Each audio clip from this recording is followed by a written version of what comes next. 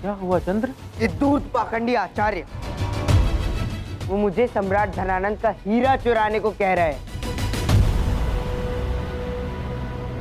और जानते हो वो बदले में मुझे क्या देंगे? मेरी माँ के विषय में जानकारी। रह गया ना मुंह खुला की खुला।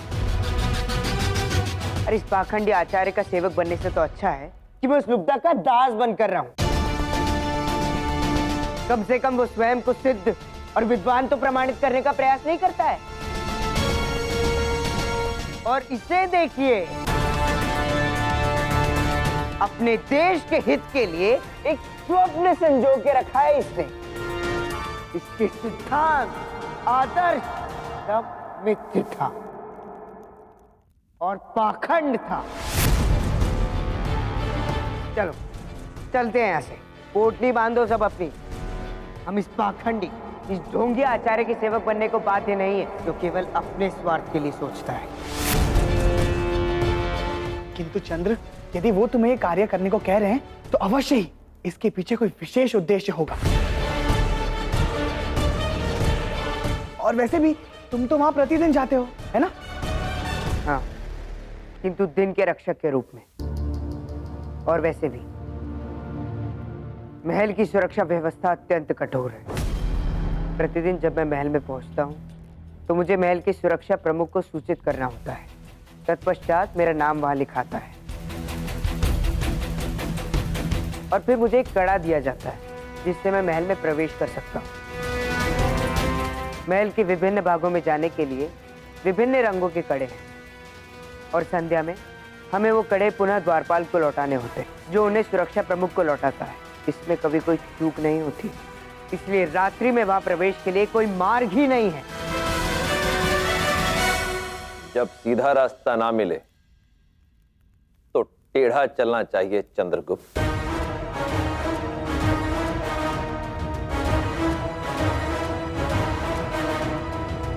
यदि प्रवेश करने का कोई और विकल्प ना शेष रहे तो तुम्हें छिपकर प्रवेश करना होगा। यहाँ सम्राट धनानंद की सिंहासन की बात हो रही है। मगधपति धनानंद इस धरती के स्वामी है वो, मगध के भगवान है वो। आपको ज्ञात है, यहाँ की हवा भी ना उनके इच्छा अनुसार बहती है और आप उनके सिंहासन के हीरे चुराने की बात कर रहे हैं।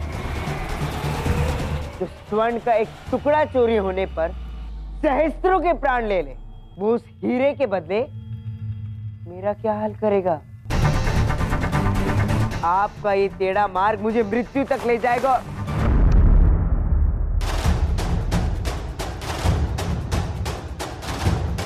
ये मानचित्र, ये है वो टेढ़ा मार्ग जो सीधा तुम्हें उस सिंहासन तक ले जाएगा। इस मानचित्र के विषय में बहुत कम लोग जानते हैं। ऐसा नहीं है कि इस मार्ग में बाधाएं नहीं आएंगी, परंतु यदि इस मानचित्र को भली भांति स्मरण करके गए तो हीरा तो चोरी कर ही लोगे, सकुशल जीवित उस महल से बाहर भी आ पाओगे। इसे भली भांति स्मरण कर लो।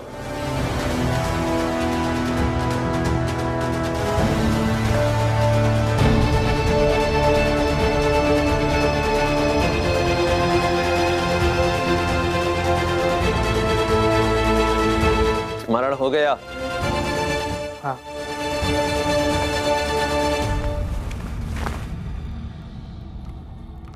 यूं समझ लो कि अब तुम्हारा जीवन केवल तुम्हारी स्मरण शक्ति पर निर्भर करेगा।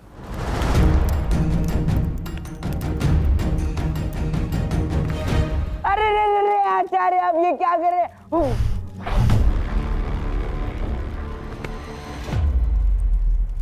अब मैं मार्ग का अनुसरण कैसे करूंगा?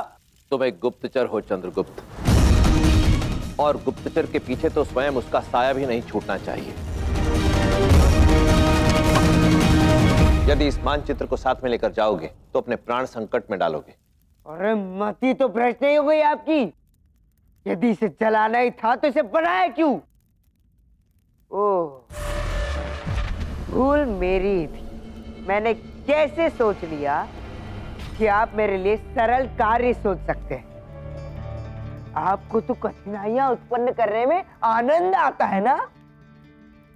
पर एक बात समझ लीजिए आचार्य, मेरी मां का विषय मेरे लिए संवेदनशील है। यदि इस कार्य के पश्चात आपने मुझे मेरी मां के विषय में नहीं बताया तो मैं आपके जीवन में इतनी कठिनाइयां उत्पन्न कर दूंगा कि उन्हें सुलझाते सुलझाते आप उलझ जाएंगे।